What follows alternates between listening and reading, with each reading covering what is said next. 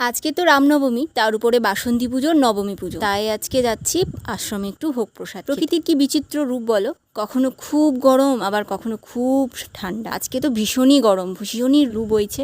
আমি তো এই মাস্কটাকে পুরো ভিজিয়ে নাকের মধ্যে দিয়েছি, আর মা টিনা পিছনেই আসছে। হোম তো এখনো চলছে, পুজো এখনো শেষ হয়নি। এই সাদা রঙের ফুলটা কি সুন্দর দেখো। আমি কিন্তু জানি না এর কি নাম, তোমরা কি কেউ জানো? জানলে অবশ্যই কমেন্টে জানিও। আমরা এখন খেতে বসে পড়েছি, ওই যে মা ওই দূরে বসেছে আর আমরা দুজনে এখানে বসেছি। ভোগ প্রসাদে তো অনেক কিছুই ছিল আর খুবই সুন্দর খেতে ছিল সব কিছুই।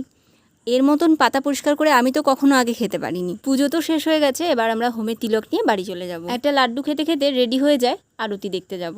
আজ তো শেষ দিন।